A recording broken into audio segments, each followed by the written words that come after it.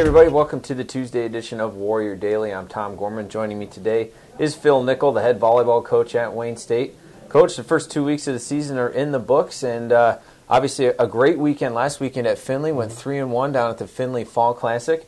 Tell me in your eyes how things have progressed from week 1 to week 2. I think we've definitely gotten more comfortable, more confidence. You know, we went down to Florida, not exactly sure where we were as far as a team. We had some people in and out of the lineup with different ailments throughout preseason, so we hadn't really had a chance to get the whole team on the court. So we went down there, we messed around with the lineup a little bit, tried some different things, and had mixed. We really should have been 3-1 in Florida. We were up 13-11 against Lynn in the final match in Florida, and just couldn't put it away. So if we would have been able to finish that off, we would have come home 3-1 and felt really good about that trip. Went to Findlay, a little more solidified in what we wanted to do, and I thought we played pretty well. We played three teams that went to the NCAA tournament last year, and then Urbana, and came out again 3-1, and felt really good about how we did. So.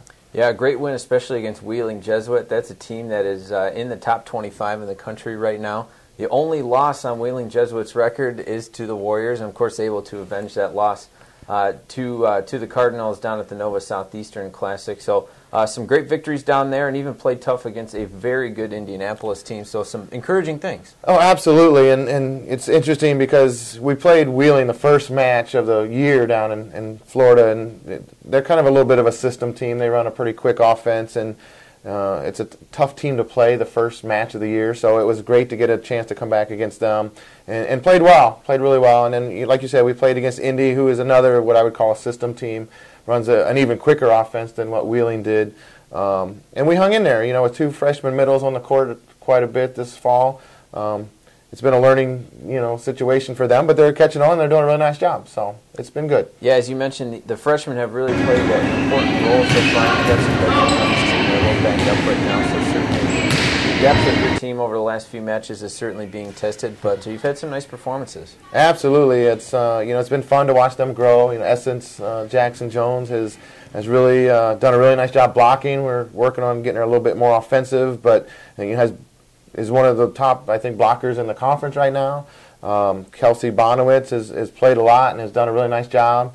And then Heather Weiss stepped in over the weekend and had a really good match against Indianapolis. So, and Madison Reeves has gotten to set some too. So they all 4 of the freshmen have stepped in and done a nice job. So it's exciting to see. Yeah, in fact, Essence Jackson Jones right now ranks 2nd in the GLIAC in blocking. So an early contributor in her young career.